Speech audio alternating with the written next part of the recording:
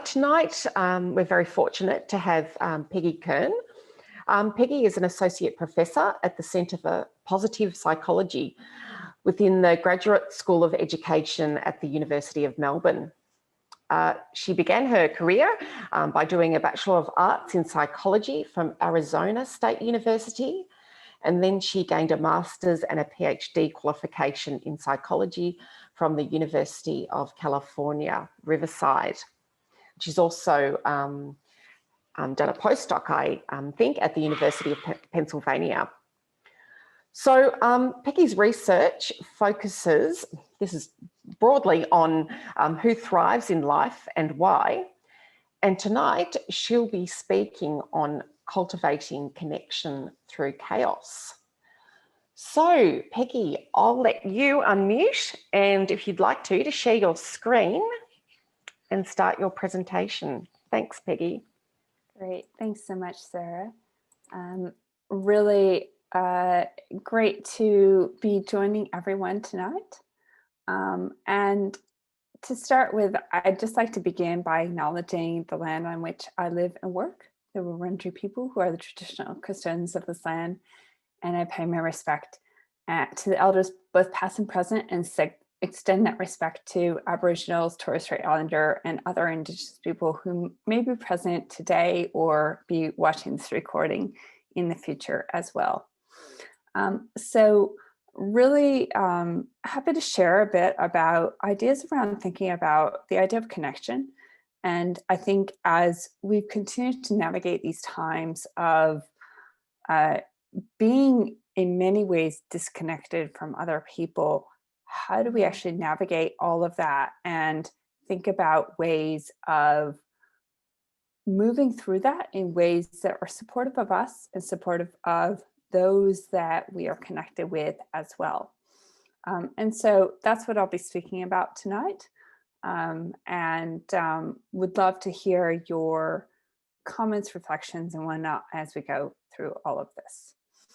And so as we think about the times that we've been navigating, both pre-COVID and as we've moved through COVID, there are a lot of challenges in terms of thinking about the idea of relationship.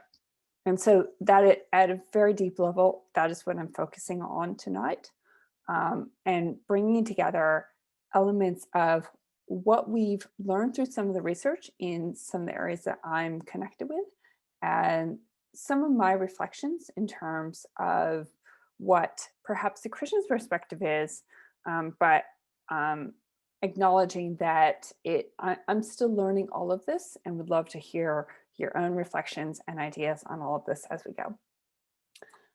So as we think about the current state that we've been sitting in, Otto Schomer has talked about sort of three great divides that we're really seeing that represent what we're seeing, a lot of the challenges that we're seeing in society. And so this is not the only way to be thinking about things, but I think it can be a helpful way of approaching some of the challenges that we're seeing in our everyday lives. So he talks about three great divides. One is the spiritual divide. And that's the idea that we are actually disconnected with ourselves. And in many ways, we know more about ourselves than we ever have. We have selfies, we have everyone is coming together all the time. We have so much focus on self. And yet at the same time, people are disconnected with themselves. And in many ways, there's a great need and search for who am I? What is my purpose in life? And why am I here? Secondly, there's a social divide. There's the self versus the other. And in many ways, we're more connected than we've ever been through things like social media. And, we have many ways of connecting with other people. And yet, at the same time, we feel very disconnected from others. And before COVID, we were seeing rising rates of people reporting loneliness, really the sense of I'm all alone in the world. And And in many ways, what we've seen through the COVID crisis is that the social aspect has become more important than ever. That as we have been actually forced to be physically isolated from others, we've actually recognized the aspect that we actually need other people in our lives. The third divide is the ecological divide, in terms of disconnection from self and nature, as opposed to being real carers of the earth. We are users and abusers of the earth. And we see that coming out in elements of things like some of the climate challenges that we're seeing. And so Sharma suggests that because of these different divides, we see different problems coming out. The spiritual divide results in or contributes to the mental health issues that we're seeing. The social divide contributes to the aspect of people feeling very, very alone as they travel through things. And the ecological divide contributes to elements of things like all of the climate issues that we're seeing. That's one perspective of seeing things, but I think it's also helpful for us to thinking about the importance of connection with ourselves, connection with others, connection with the world around us. And from the Christian perspective, actually thinking about the connection to God underlying all of this. And so coming from a research perspective, and this is coming from, my work is specifically coming from the positive psychology area. So we're thinking about what is well-being, why does it matter, and how can we actually build that? And so that's the perspective that I'm coming from, very much from the social sciences. And I know other perspectives will have different views on all of this. And so I'm going to focus particularly on the element of this social divide and thinking about this element of connection with others and why that is so important and ways that we can actually be bridging that. But along with that, I think it's also helpful when we think of it from a Christian perspective is that spiritual divide, and that much of that has actually become even so much more apparent through the COVID crisis. And so I'll touch on that as we move through tonight. So I'm going to focus particularly coming from the research side on the social divide, but bringing in from the Christian perspective, the spiritual divide, thinking about some of the ways that perhaps we can deal with some of this, but also open to sort of discussion and thinking about what is our role in all of this as we move forward and try to navigate these times that we're facing. From what we see from the research, and this is coming more from the psychology perspective again, we are wired to be social creatures. Some of the research really suggests that we really feel other people's emotions. We do things to try to avoid hurting other people. Think about your own life. We do a lot of things to try to make other people happy, even if it actually means compromising and doing things that perhaps we don't like doing, but we do it to make other people happy. Social rejection is one of the number one fears that people have. One of the reasons that public speaking is actually so much of a fear for people is because of that underlying fear of being rejected by other people. We actually see that social pain can trigger some of the same responses within the body as physical pain. And so at a very deep level, we are actually wired to be connected with other people. And we are, and for many, there's actually this focus on identifying, do I fit in, do I not fit in? And we certainly see that those who come from backgrounds that have had experiences of rejection in the past, they're more prone towards looking at, I don't fit in, or there's a way I'm disconnecting from others. And so we see varying experiences with that. Those who do come from very loving and connected homes do go on to feel a sense of social safety within the world, whereas those who come from more challenging backgrounds oftentimes are always looking for threats. Who's rejecting me? Who doesn't like me? And so we're always looking for that sense of, do I fit in or do I not fit in? And that actually has implications on both how we're functioning both physically and psychologically. Some of the research has focused around some of the neuroscience underlying social functioning. Oftentimes we think about cortisone as sort of the stress hormone of it gets us out, it triggers this sort of fight or flight response.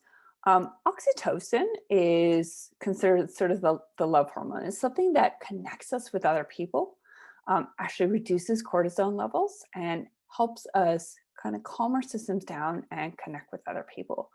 And we actually see that oxytocin actually helps us to connect with other people. And actually in some of the developmental research, it suggests that actually oxytocin levels actually rise and fall in synchrony between infants and the parents, which is actually something that actually helps young parents actually connect with their newborn infant, whether or not others actually connect with that. And so we actually see sort of at that physiological level how important relationships actually are. From some of our research, it really suggests that a core element of well-being and what actually makes us feel human and function well is actually our relationships with other people. And so this is some of the aspects that have come out of some of the positive psychology research, really focusing on what is it that actually helps us function well as human beings. And through that, how can we actually sort of build that sense of feeling and functioning well through life? Now, it's interesting to think about this in terms of what we know from the research and what we might think about in terms of what the Christian perspective might layer onto this. Positive psychology really focuses on sort of interpersonal relationships between individuals. There's a lot of research that's really focusing on the value of feeling valued by others, giving to and caring for others. So there's both the giving to others, but also receiving from others that we see benefits from. And we actually see that subjective element of feeling supported by others is actually a lot more important than the objective aspect of I have a lot of friends. One thing we've seen, for instance, is that people can have a lot of so-called friends, and we've seen this with things like Facebook and other social medias, is you can have a lot of friends, but a lot of people are struggling with the sense of no one actually knows me. No one actually cares about me. So that subjective sense of people actually know me and care about me is a lot more important than the quantity of friendships that we actually have. And so through this, we see this real sense of the importance of relationships with other people. And throughout the research that we see that having good relationships with other people contributes to a greater sense of well-being, so feeling and functioning well in life. It buffers against mental illness. It also contributes to how we are able to contribute in things like our work and other areas that might matter to us. So we see the importance of relationships really coming out throughout a lot of the research that we're really seeing as we travel through all of this. And it's interesting to kind of start to think about how the Christian perspective interlays with all of this. And I think this actually becomes really important to consider as we consider how we actually navigate some of the challenges both through COVID and as we try to emerge through that. And as we try to both navigate and reestablish some of the relationships that we might have. And so when we start to look at a lot of the research, it's really thinking about relationships in terms of sort of thinking about a horizontal axis. Is sort of like You and me, we're at equal levels, and we're both supporting and encouraging one another. When we start to look at what the scriptures start to point to in terms of Christianity, we start to think about more of a vertical relationship. And so we have God, which in many ways is above us, but also comes down. And then through that, we're actually able to contribute to others. And so underlying this, we actually see a purpose underlying our relationships with others, is that it starts with God pouring his relationship into us, which from that, we actually are able to extend out to others. And we see this very much in Christ's life, where he's very connected to God, and then through that flows his relationships with other people. And I think there are implications for this in terms of how we actually interact with other people, which I'll come to in just a little bit.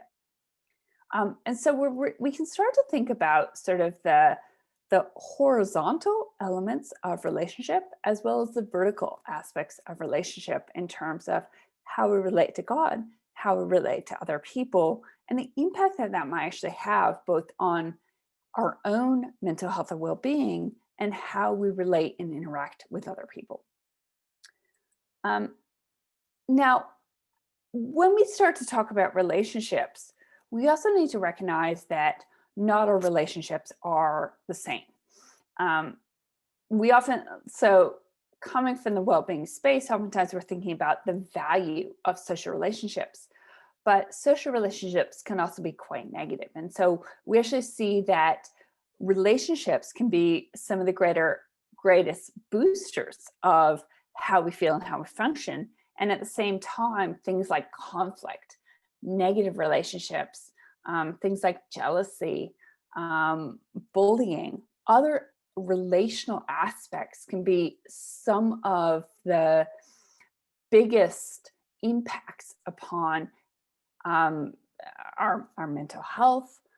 It can impact upon our susceptibility to things like infection, even mortality risk. We actually see that element of feeling completely alone and isolated from others can have some of the same physical risks in terms of physical symptomology and our how long people live as some of the other health diseases that we see. And so we actually see that the relational aspect has huge impact on both how people feel and how people function as well. So we can be thinking about that relationships are core to who we are as human beings, but at the same time, they can actually be one of the things that undermine our how we feel and how we function, both physically and mentally as a whole. So they become very, very critical to who we are as humans. I encourage you to consider your own relationships. What are the different relationships in your life? This might be your families, this might be friends, this might be people in the church, it might be colleagues that you work with, it might be people in your neighborhood. Which ones of those relationships are positive and negative? How have some of those relationships changed as we've gone through the whole COVID crisis? And what impact has that had on you? It's been fascinating to watch how some of this has unfolded as we've navigated this crisis.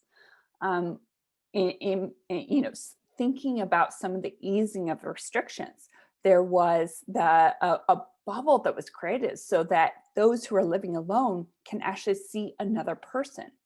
And that was really created because of the recognition of some of the mental health impacts that can occur from people who are completely isolated from others. One of the things that we've seen is as people are starting to navigate the space, as people reconnect, just the desire for, but also the challenges that come from navigating some of those social relationships. And so I encourage you to be thinking about your own relationships. How have they been impacted by this time? What are some of the positive aspects that have come out of that? But what are some of the negative aspects that have come out of that as well? Now, we can look a little bit further at relationships and at this idea of connection with others. And we see that relationships are really core to who we are as human beings.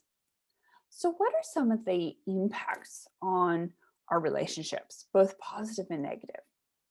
Some of our research, and this is working with young people, so this is coming out of a variety of studies that have looked at what helps young people to feel like they have a sense of belonging to their school. And we see that school belonging has a lot of positive impact in terms of how our young people are able to function psychologically, how they're able to perform academically.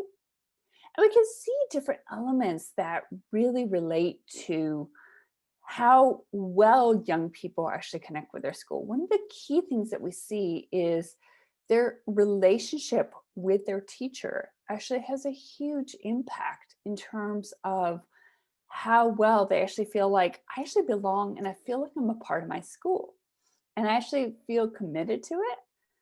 It's a safe place. We also see that various personal characteristics. So, young people who are more optimistic, those who are more connected with others, those who are stick with things longer than others. So, some of those elements that we actually kind of cultivate when in many of our young people within the church are actually core characteristics that help many of our young people to actually feel a greater sense of connection with others. Beyond that, we can start to think about different layers of things that actually impact our sense of connection with others. In some of our research, we've actually focused on sort of these thinking about there's elements of who we are as individuals that some of our characteristics, are we more agreeable or are we more hostile to others? Are we more positive in terms of our outlet, or are we more negative in terms of our outlet? These are things that impact upon our relationships with other people. We can also be thinking about sort of our families. What is the environment that we actually create within our families? And how does that actually impact upon our sense of, I feel connected and accepted by others, or how much am I actually disconnected from others? There's also the broader system aspects of our sense of trust in the environment around us. Are we actually connected with others? Do we feel very connected? And so there's various levels that actually impact upon how we actually feel and how we function as human beings. And as we start to think about some of the pressures that have impacted upon our sense of connectedness, we see that there are a lot of aspects of our modern society, and a lot of this has come out of pre-COVID, that we've seen that impact oftentimes negatively upon our relationships. And it's interesting to think about both some of the challenges but opportunities that arise from everything that we've experienced through the COVID pandemic in terms of how that actually impacts upon our choices in terms of relationships as we move forward. One thing we've seen is the rise of technology, and this has happened over the past few decades, and that has very much impacted upon how we relate with one another. Much of our communication, much of our ways of relating with one another has become mediated by technology, and that has been in many ways accelerated through this time of lockdown, this time of so much occurring through electronic conversation and whatnot.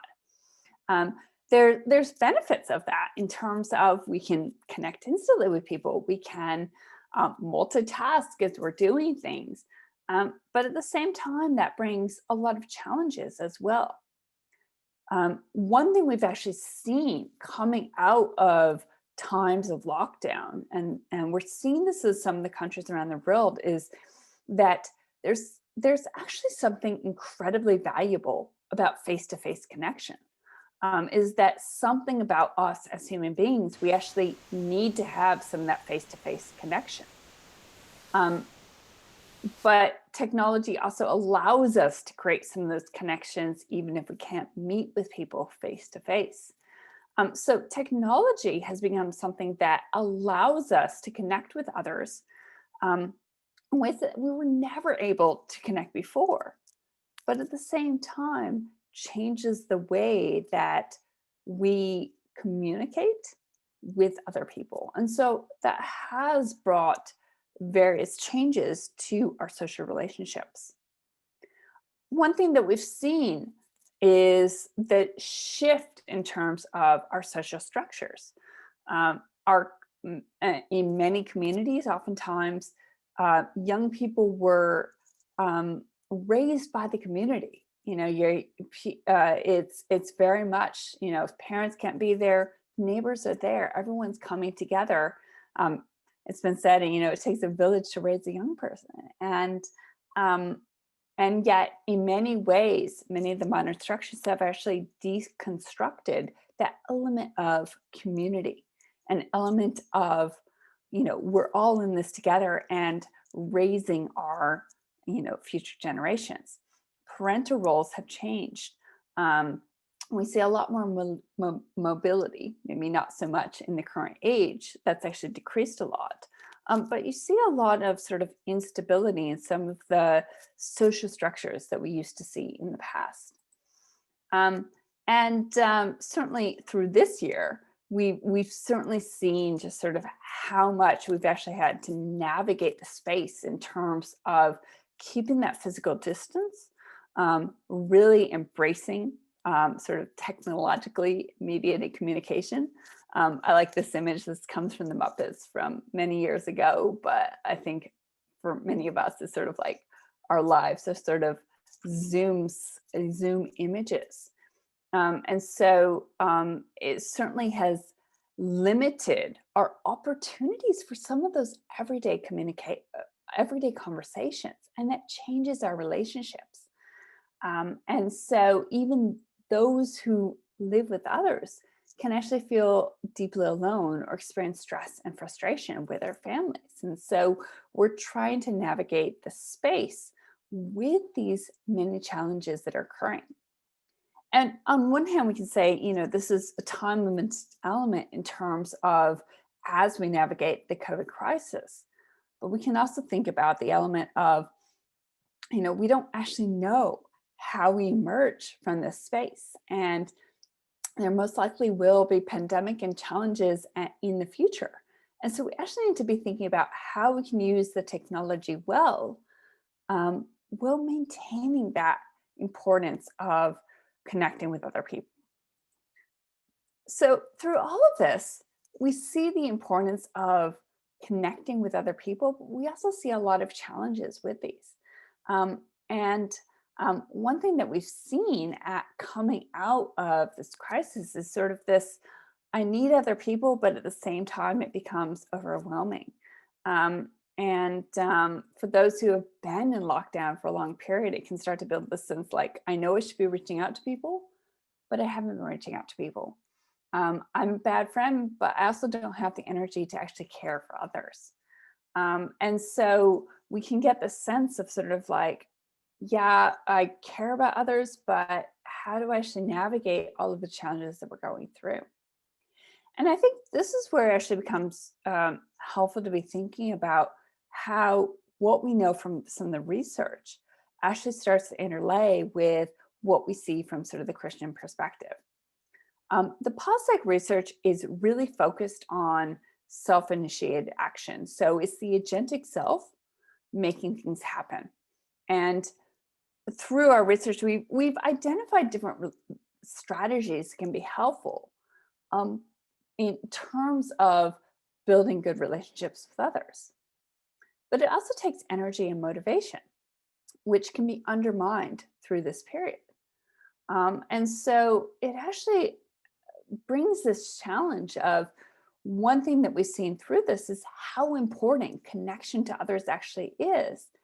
At the same time, people being very unmotivated and this sense of, I don't know how to navigate the social space as we even try to start to emerge from all of this.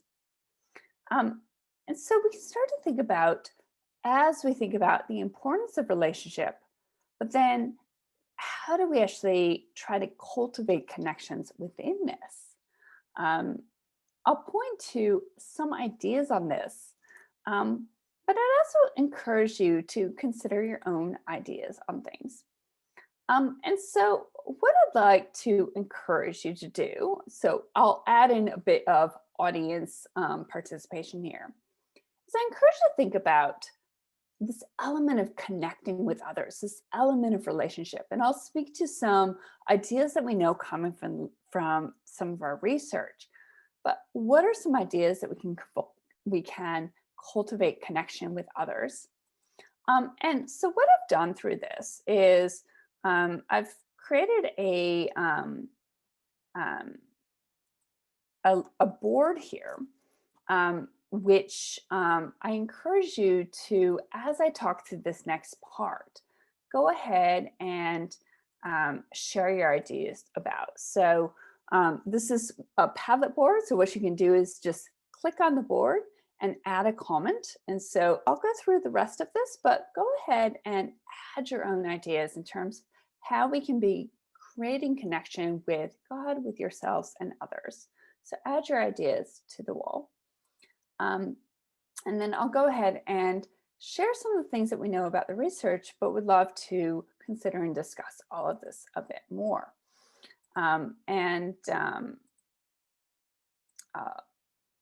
I'll go ahead and pop some of those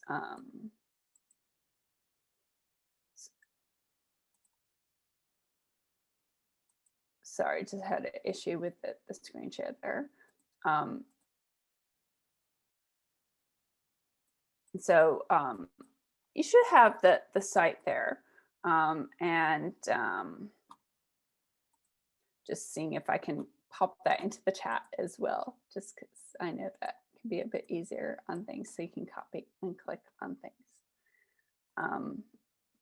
So I'll just pop that into the chat in case you want to add your own ideas on things, and we'll come back to this as we go through our discussion. Peggy, can I interrupt you? I'm not quite clear what you're asking us to do. Are you saying you want us to type things into the chat or to go to that site? Go to that site, and if you want to just, what you can do is just click on there, and it allows you to add a comment. You're also welcome to add things to the chat as well. So this is just a bit of audience participation. So I've popped the link into the chat, and so you can add your own ideas. So if people click on the link in the chat, it will open up their browser. Yep. Zoom will stay open, but your browser will open up in front of Zoom. And on the browser, you can make comments on that page. Is that right? Exactly. Yep. Okay. While you're talking. Exactly. Great. Exactly. So this is adding a bit of participant or audience participation on things. But feel free to just keep listening as well. So feel free to go on there and add your own ideas on things, but also feel free to just listen as well. So how can you cultivate connection with God, yourself, and others? And I think it's important to consider as we continue to navigate these times. A few things that we see coming out of the research in terms of ways to actually support how we can actually connect with others. Number one is the importance of relationship. Relationships take time, and it's very easy to move to other things. But I think one thing that really comes out from this is how important relationships actually are. And we actually need to make time and schedule that actually in if we're actually going to build and support other people well. And through that, it builds ourselves as well. And so I really encourage you to think about, how can I actually identify who are the people I need to be connecting with, and how can I actually make that a priority despite some of the other demands that might be entering into our lives, because it does have an impact on how we're feeling and also has a huge impact on others who might be, struggling through this time or just need someone out to reach out to them. Second thing is noticing and appreciating the good things that other people do. One thing that it's very easy to do is sort of identify the things that other people do that annoy us. The person who is not wearing their mask correctly, or the person who cuts you off as you're driving, or the other things that, someone does that actually rubs against us and annoys us. It becomes very helpful to actually turn our focus on what is it that we actually appreciate about other people? What is it that they do well? What is it that draws us to them? What are those little things that we can be grateful for? And it can be helpful to notice the things that are there, but then also express some of that appreciation to others. And so if I actually give a sense of, I appreciate that you did this, it actually then has that effect of impacting upon that person in terms of saying like, wow, okay, actually, I feel good about that. I actually want to build a relationship as we go. And so it's very easy to focus on the things that other people do wrong. And yet we see that there can be a lot of benefit in terms of noticing and appreciating the good things in people that are around us. And it can be hardest with those that we live with because we see everything that they do. And so actually starting with the people that we are closest to oftentimes can be the greatest challenge, but has one of the biggest impacts on things. A third thing is the idea of compassion. And we often think about compassion in terms of other people. So I see your pain, I feel your pain, I want to walk with you with that. We also see the importance of kindness to the self. And so accepting our own humanity, knowing that we are not perfect with things, and that, if you're having a hard day, that's actually okay. If there are times that you need to focus on self-care, that's actually becomes important, because through that self-kindness, we're actually better able to be kind to others as well. So we see that element of compassion and kindness to both ourselves and others as being something that is supportive of relationships. And we see that when people are more kind and compassionate to themselves, they're actually better able to be kind and compassionate to others. Fourthly, think about the quality of our connections. And things like social media and whatnot have actually pushed us in many ways to having higher quantity of connections and friendships, while actually losing a lot of the quality of those connections. And what we see is that actually the quality of our connections matter a lot more than how many people we are actually connected with. And so we actually need to be thinking about, in every conversation I have or person that I'm connected with, how can I actually make sure that I'm really caring about them as a person, really thinking about building a high quality relationship, as opposed to just getting more and more friends, and just sort of having that quantity of things. Another thing that we see coming from some of the literature is the idea of psychological safety. So psychological safety is something where people are actually not afraid of, looking stupid, or, worrying that, people are going to reject me. And this happens a lot in some of our conversations. If you're, in a workplace, oftentimes there's a lot of things that can actually shut down our sense of safety. Is it actually okay to fail at times, or admit to making mistakes? And so, actually being more vulnerable with ourselves, and actually, letting others know, it's like, know, I'm not okay, and maybe that's okay. And then through that, others actually feel safer to be vulnerable about some of their other struggles that they have. Creating an environment where others actually feel comfortable to actually share some of the struggles that they have. I think it's one thing that's been interesting through the whole COVID crisis is it's actually become more acceptable to admit to struggle and admit to not being okay on things, and that there can be value in that that actually connects us together as human beings. And so this all comes from some of the research that we've seen. So what is the more, so what comes out of some of the Christian perspective on things?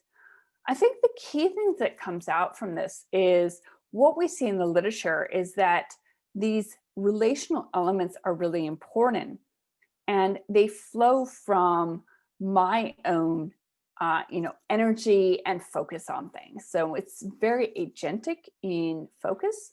It's very much about me driving things in order to create connection with others. And we can certainly see value in that, but we can also see the challenge within that in terms of, when people are feeling overwhelmed and, maybe they don't see the good side of other people, and they have, it's like there's no desire to actually connect with other people. And so a lot of this we see that, it flows from my own self for my own well-being. And what we see from the more Christian perspective is that at the heart of relationship is our relationship with God. And that through our relationship with God and spending time with Him, it actually creates the ability and energy to actually connect with others. And so if we go back to those three divides that I talked about in the beginning, I've talked a lot here about the social divide. And in terms of what we've seen in some of the research, in terms of trying to mend some of those sort of divide, those challenges that we see in terms of people feeling very lonely, people having some of those negative relationships and whatnot, and some of the strategies we see that can be helpful within that. But at the heart of that is actually that spiritual divide, which is actually us disconnected from ourselves. And at the heart of that is actually that reconnection with God. And so this actually suggests that to create connection with others, it begins with taking regular focused time to meditate on God's word, really talking to Him, sitting and listening to the voice that's there. And that it's actually through that relationship with God that actually flows out to relationship with others. And so it actually gives both a reason as well as the energy to actually create those connections with others that actually become beneficial both to us and to others as well. Finally, the thing I'll say is that, everyone does the best they can with things, and it starts with spending time with God, and then from there becoming outward looking. But at times, we also need to be supported by others. And so it's critical to reach out to support to others as we need it as well. It's because we're all in this as a community, at times struggling, at times we're doing well. And it's through that we actually are able to both live well, but also support and have a real impact on others along the way. And so these are some of the elements that come out of some of the research that we've looked at, some of my own reflections in terms of thinking about how this intersects with Christianity. I'm sure none of this is right, and many of you will have really good perspectives and insights on all of this. I would encourage you to consider how we can cultivate connection despite some of the chaos that we feel. And whether you're experiencing that yourself, many are feeling very disconnected during this time. And that element of how we can actually create connection is at the heart of actually moving through things and working well as we move beyond this. So thank you for allowing me to share some of this. I'm not sure if it's interesting at all, but love to hear some of your insights and comments as we continue to navigate these times. Thank you so much, Peggy. That was absolutely fascinating. I think I might start with asking you a question first. During homeschooling, I joined a WhatsApp group of grade 2 or mothers of grade 2 children. And what it became is just one long whinging session about homeschooling. I was just wondering, is there any benefits in people, having relationships where they just sort of dump stuff on one another and just have this sort of group lament? Yeah, in many ways, it can play kind of two roles. In many ways, there can be value of coming together and feeling affirmed. Others are feeling the same thing as me. And the sense of, okay, we're going to get through it together. We also see that some of the groups and whatnot can also become sort of these really actually negative holes. Is that it actually, one of the challenges that we can actually see is that sort of negative comments become negative comments and whatnot, and then it can actually move it towards a very negative space on things. And so there's importance of giving space to actually voicing some of the struggle, the struggle, and really saying, I'm not in this alone. Others are experiencing the same thing. But if we only sit in that, that's actually going to bring kind of everyone down. And so what we need with that, and we do see this in a lot of groups, is that when they're completely unmoderated, is that oftentimes it can end up in sort of these really sort of negative black holes. And what we actually need is to actually say, okay, we need a place to voice that element and feel the sense of connection, but we also need to not just only sit in that. We also need to be thinking about, okay, how do we actually support each other as we navigate this whole time? And so it's a tricky line in terms of needing to be able to voice things, and it's important to have those times of doing that, but also not becoming completely stuck in that, because we do see some sort of kind of negative patterns that can really come out of all of that. Great, thank you. I'll ask Peter to unmute and ask his question.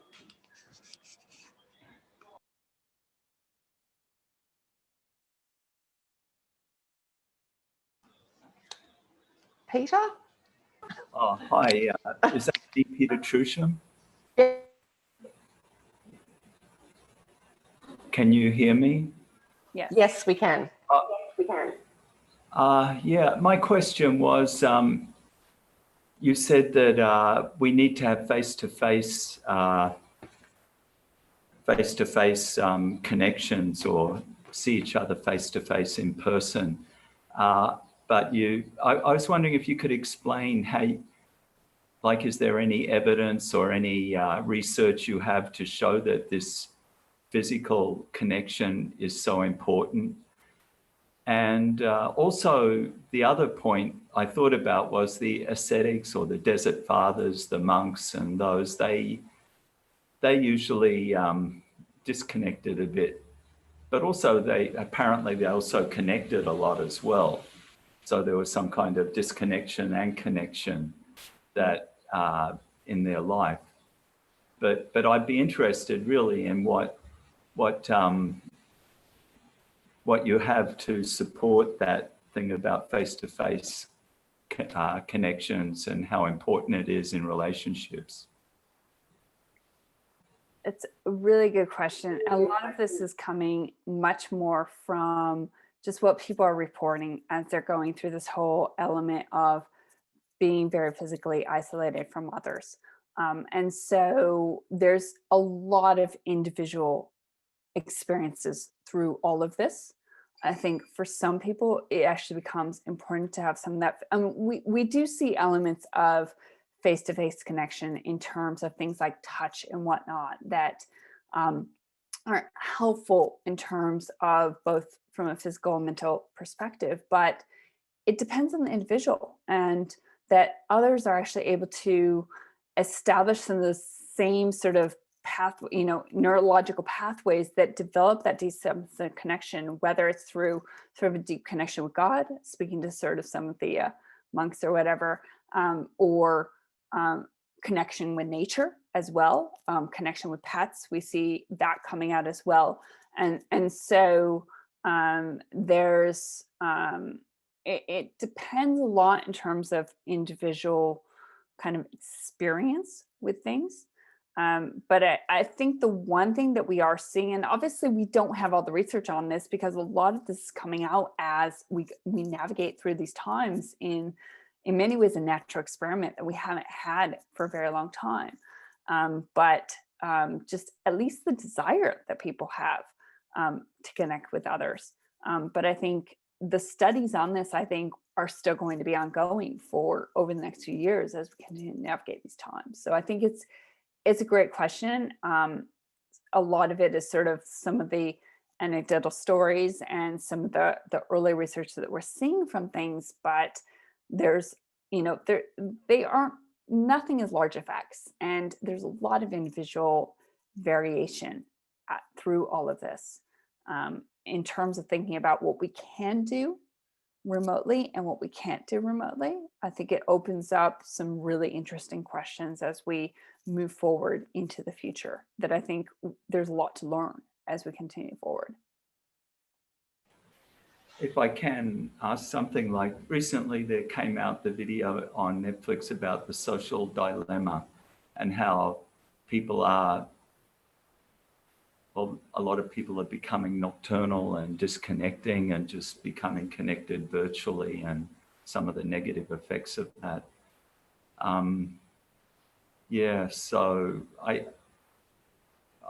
would just like to, if ever you do have any like real solid evidence in your research about the need for face-to-face and personal connections, I'd like to be able to have a link to it so I could share it with, because I might want to share it with other people, you know, just to show how important physical connection is.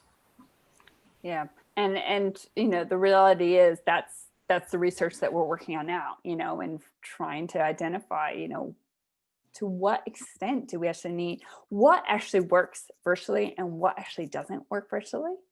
And in many ways, technology has changed so quickly and continues to evolve.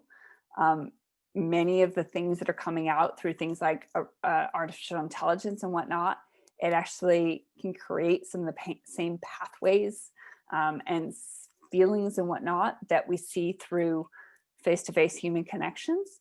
And so, you know, all of this is constantly evolving, and we have a lot to learn.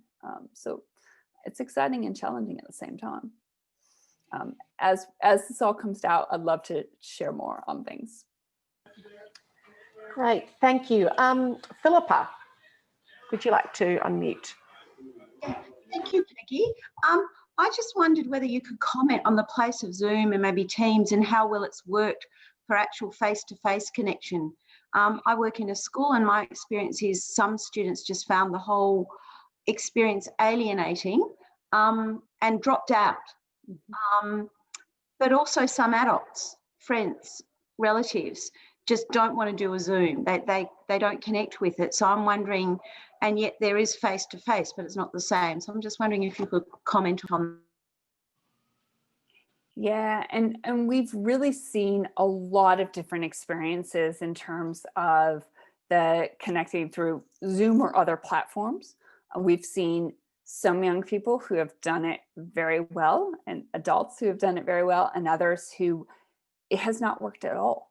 And I think one thing it speaks to is the element of, for many of our young people, how that element of individual learning, and that different students have different needs and different things will work for them and others will not, actually becomes quite important to actually know and actually say, how can we actually match?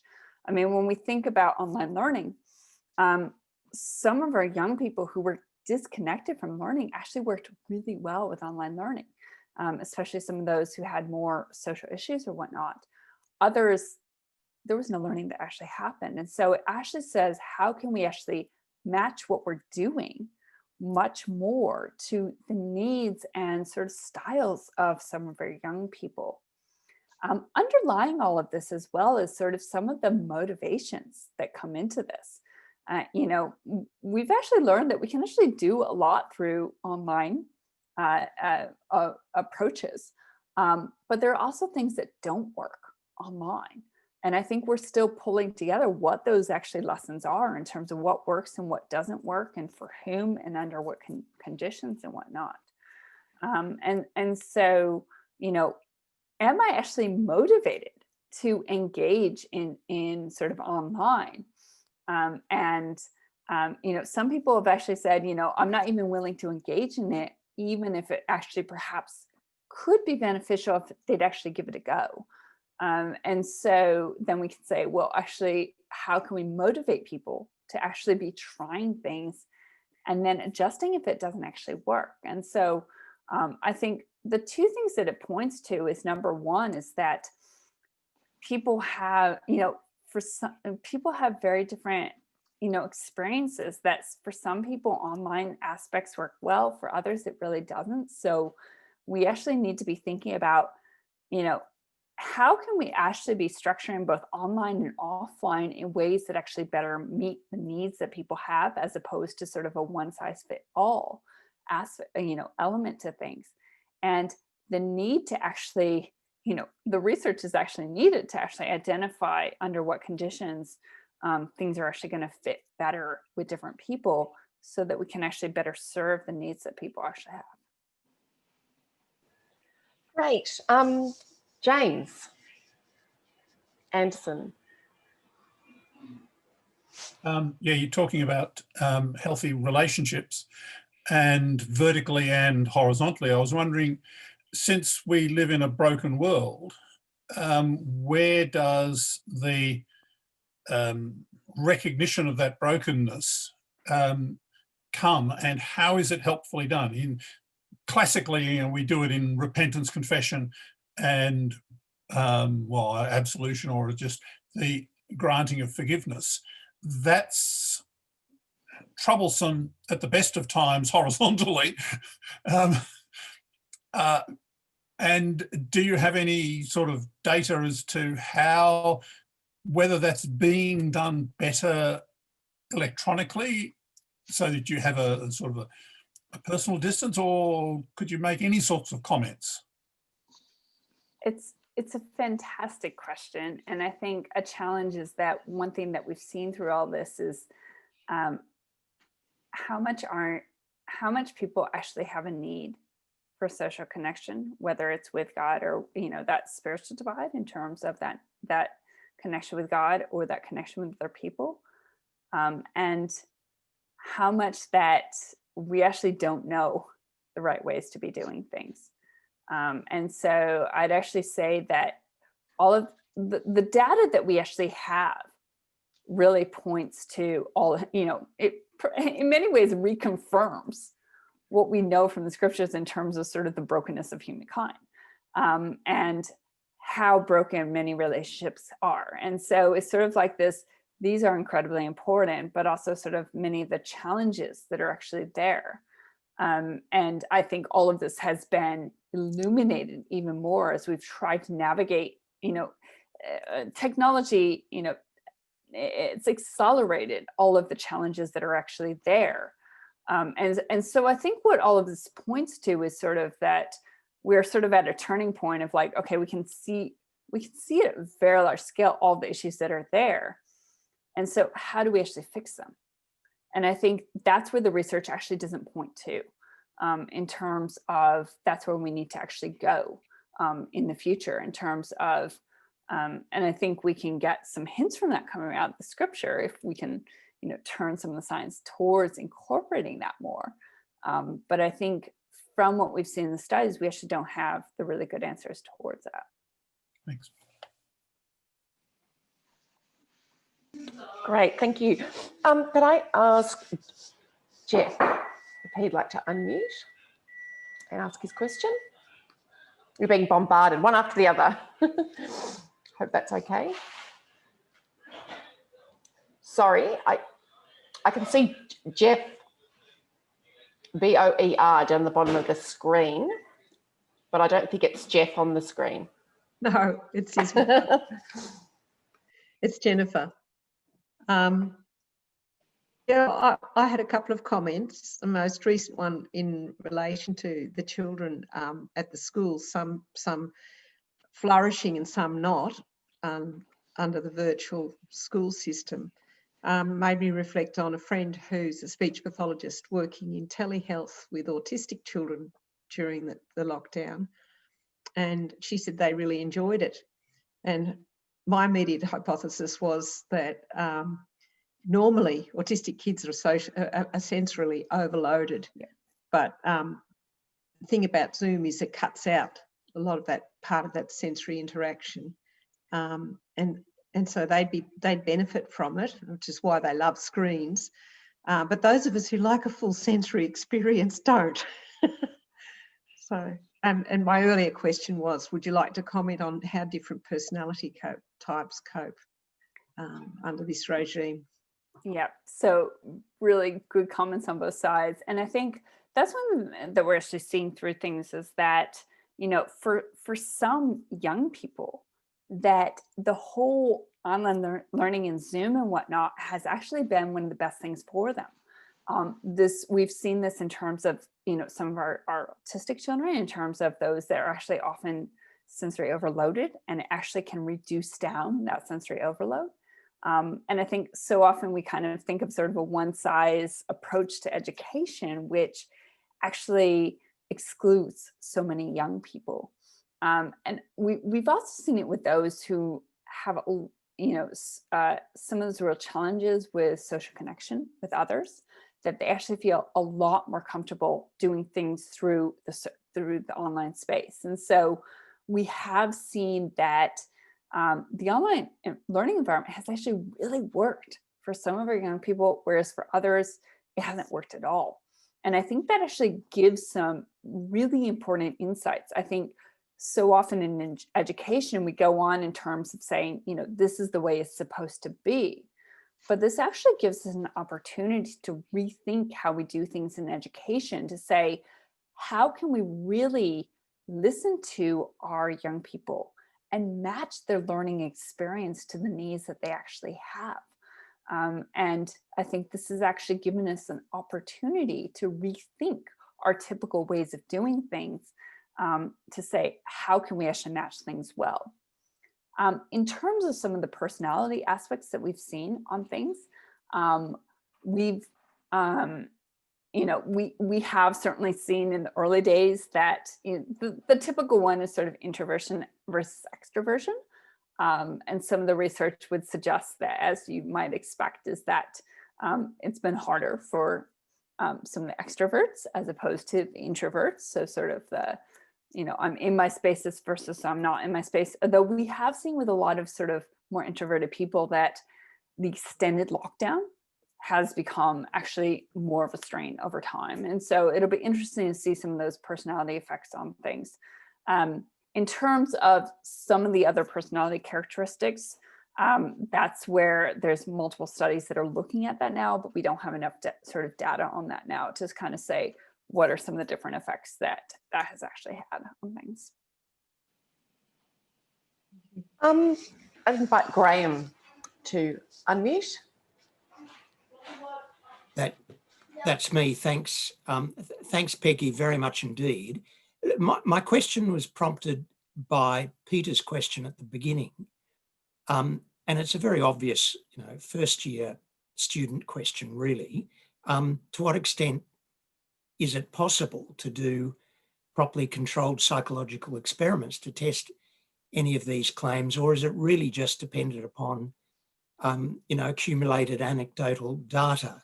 I was thinking of Peter's question about, you know, the evidence for deprivation of face-to-face connections and so on. I'm thinking, okay, how would you test that? Obviously, any kind of test that you could construct to be a properly designed control test would raise questions instantly. There'd be ethical questions about whether it would be right to deprive people of these kinds of contacts. There'd be questions of whether you'd get enough, even if you had volunteers, enough volunteers and enough duration of time and so on. And if you said, all right, we do population studies, well, how would you ever control for the relevant factors in those studies? Now, these are all obvious questions. You psychologists must have highly sophisticated ways of tackling them.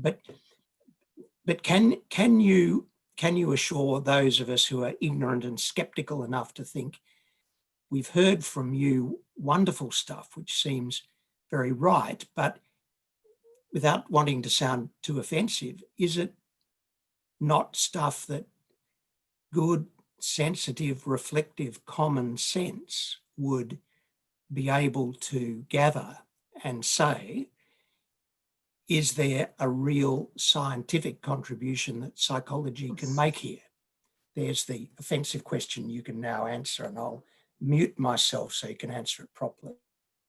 Thanks so much for the question. And I think it's a fantastic question. And I would say that some of my comments coming out of here, so there's a combination of what we see in the literature through whether you're talking about experimental, whether you're talking about more following life stories and whatnot. The importance of relationships we certainly see. And that's very well established across a lot of literature there. In terms of things like thinking about, do we actually need physical connection with others? Some of these elements that we're talking about, I would say that's coming out much more from anecdotal early evidence. And I'd say that's obviously not a strong way to be making any of those claims. And I'd say we should challenge them. That's exactly what we should be doing. I think the one thing I would say is, number one, is we have seen sort of a natural experiment going on through this year. We have different countries, which obviously add in a conflict because there's all sorts of other factors that come in that impact upon people's experiences within that. We do have a lot of studies that we're just collecting data, both pre all of this and then through all of it. And a lot of that data is in process of being analyzed and whatnot. And so I think we're actually going to get, and this is just my sense of things. I don't actually have the data to actually point to that becomes something that we actually need to interrogate in terms of data has been collected in terms of people's experiences pre all of this and then through all of that. And I think it will actually give us some of those comparisons, and we can say, well, does any of this make sense? Or, it actually doesn't. And so in many ways, we have we have sort of a natural experiment going on in terms of people's experiences going through the whole different levels of deprivation from other people. And obviously there's a lot of other factors that impact upon all of that could impact some of our ways and our claims about that. That's also the challenge of social science, is that we can never actually get at that cause and effect relationship because there's a lot of complexity that's actually there. I think the one thing that I see through this, and this comes from various disciplines and whatnot, is that critical element of relationship.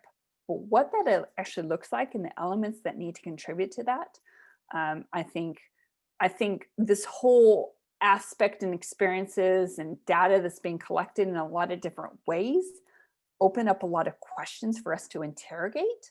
But I would say there's still a lot of questions there in terms of what that actually looks like. Thank you. Stephen, would you like to unmute? This is a good one. I like the way you put this. Yes, during the first lockdown, I saw somebody talking about video meetings as being the constant presence of your absence. And so it's sort of reminding someone that you can't have that face-to-face, real face-to-face contact, and therefore perhaps harder to deal with than just not being apart for a time and not seeing that person. And I just wondered what you thought about that observation or idea. I think it's a really good observation. And I think, and again, this is coming more from anecdotal than opposed to actual studies on this, because some of this is still coming out in terms of people's experiences with things. But one thing that we've certainly seen is very different experiences through sort of lockdown 1 versus lockdown 2.0. Lockdown 1.0 was very much this, there was a lot of energy that people displayed in terms of people starting new projects, really trying to stay connected, this trying to adjust to the new normal, well, all the while thinking like, okay, we'll do this for a time and then we move on from things and reestablish that normal.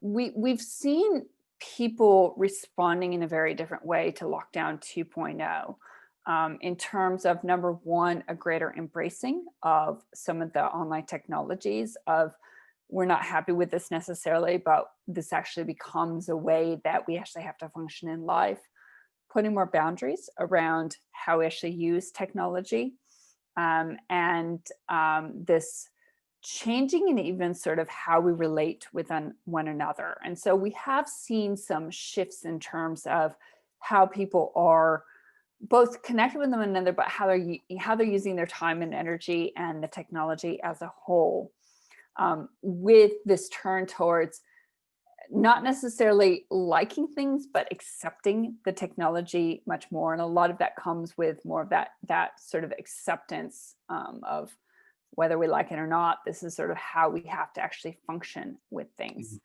But at the same time, we've also seen that sort of like desire more for, and one thing we have seen is this recognition that there's a lot of, those conversations that happen, as you're getting a cup of coffee or, in between meetings and whatnot, those informal catch-ups that actually create connection and give us a lot of insights in terms of how others are going.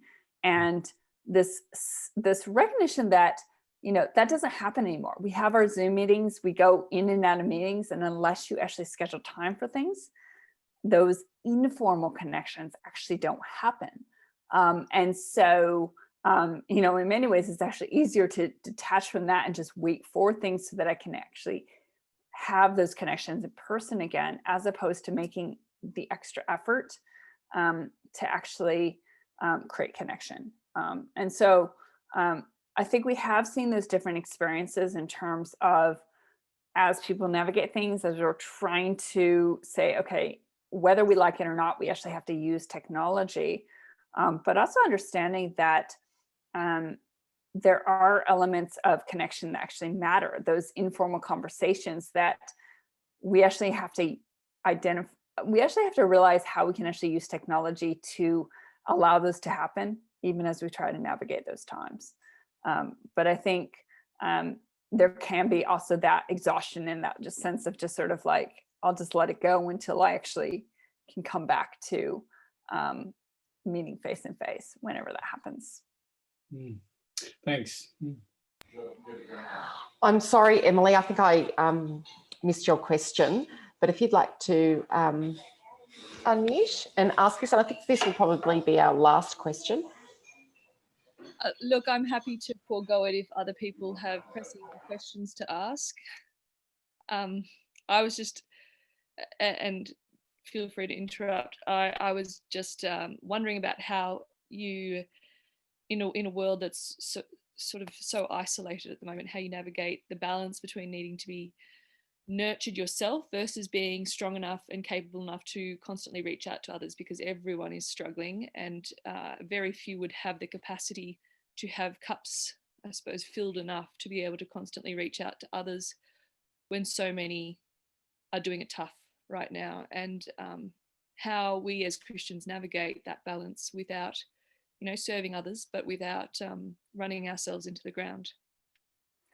I think that's a fantastic question to be asking, in large part because and I think there can actually be pressure when you're in the church or whatever to constantly be giving out to others. But the key thing is that if we actually don't, if we're not actually taking care of ourselves and doing well, is we actually can't serve and care for others well.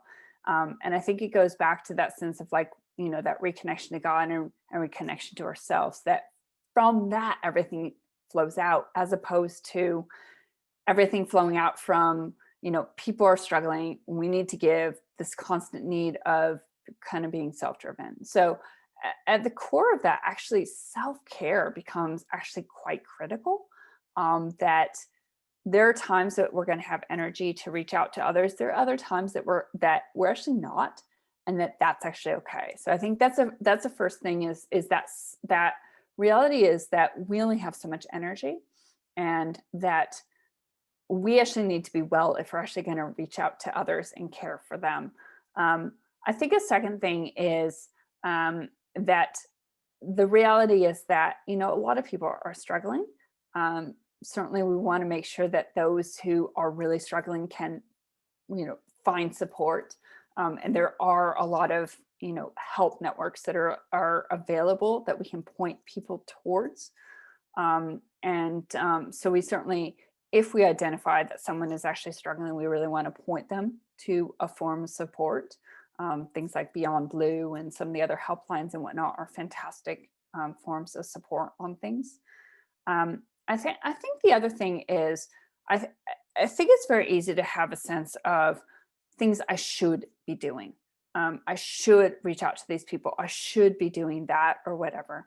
I think a challenge becomes to actually say, well, what am I capable of?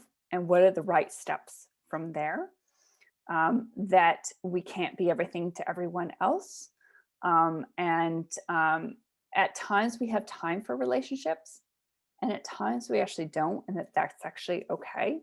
The relationships will come in time. And I think thinking about things of, there are seasons for things, and perhaps there's a season of not reaching out to everyone, but God's got things and he'll hold things, and that we can reestablish things over time. So I think the key thing there is, number one is, I think that reminder of, you know, we are human and we can only do so much. We actually need to focus on, you know, are we actually okay? Connected with God, so that through that, that's where our energy comes from. And then through that, we're able to flow out to others. And then be thinking about, we don't have to be everything to everyone. What are the few people I should be connecting with and supporting them? We can build those relationships, and then they're actually better able to build out to others, so that it's not all in us, but it actually flows out to others as well. And then they actually experience benefit in terms of, as they help others, they feel that, you know, it fills them up as well. And so I think reducing those elements of what I should be doing, and be thinking about what God wants you to be doing in things. Thank you. Thanks. That's all the questions we have in the chat, but I will ask whether anyone has a question they would like to ask before I stop it. Anyone? No, that seems like it's it. Thank you so much, Peggy. That was absolutely fantastic. I think I speak for everybody in saying that it was really, really fascinating. And I must say I did learn a lot from your talk. It was a bit remiss of me not to mention when I introduced you that your most significant achievements, which of course is you being an ISCAST fellow and also the secretary of ISCAST. Yeah, so we just thank you, Peggy, for spending time with us tonight. It's been fantastic. I know we can't all kind of go off mute and clap, but we can do the symbol, I guess. But I think we will now close by Emily leading us in a prayer. Yeah, thank you, Sarah. Heavenly Father, we turn to you at this time during a very chaotic year, which has been full of unprecedented challenges on many levels, whether it be a disconnection from others, or solitude at home, or illness, or dealing with children at home, working from home, and all the struggles in between. and it's made many of us feel so disconnected and disillusioned about the world and what's ahead. We pray that that despite the exhaustion and the tedium of the last year, especially in Melbourne, we pray for renewed patience and tolerance and resilience and grace for those around us, those who are close to us, those who we're living with. We pray that we'd all have the courage to reach out to others, but also to know where our boundaries are and to be able to know when we need to look after ourselves before reaching out. And we pray that we'd all have the determination and the resilience to keep on going, even when some days are so monotonous and they feel like they're just the same as the last. I pray that you give us the imagination to think up new ways of connecting in a quality way with others around us, and particularly know which ones are really struggling.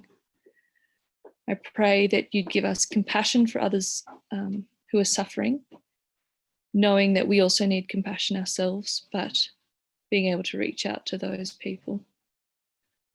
I pray that we'd be able to accept our own humanity and the need to put in place structures in our lives to enable us to be at our best. And I pray that we'd also respect our leaders despite possibly disagreeing with things they do or say. I pray that you would guide those leaders and give them the wisdom to know how to navigate easing restrictions and leading our states and our nation out of this crisis and the many years to come of doing that. I pray for those who are dealing with ill health already and the ongoing stress that this health threat has added to their lives. And for those who are particularly physically isolated, whether they're missionaries in countries that are poorly resourced, or those who are living far away from home, or those who are stuck in hospital and not being able to have visitors. And I pray for opportunities for us to be able to reach out and to admit to our struggles, to share our vulnerabilities, and to talk about our need to depend on God and the fact that He's the only source of our hope with those around us. We're reminded often of the verse that it's through our weakness that your power is made perfect. And I pray that that would come to mind when we are really struggling, to know that we don't have to hide those struggles, but we just need to turn to you, and we need to be truthful about how we turn to you so that our weaknesses can shine a light on your strength and your unconditional love. And I pray for those who have lost someone dear during this last year and perhaps lacked the opportunity to say goodbye or grieve properly with those around them.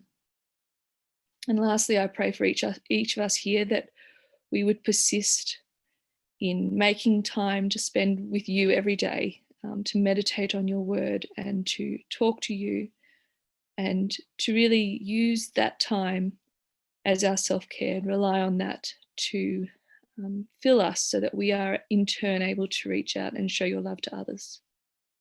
Lord, I thank you for this time here together. I thank you for Peggy's wisdom and for all the questions that have come up and stimulated people's thinking. And I pray that you'd encourage us in connecting with those around us from now. In Jesus' name, amen.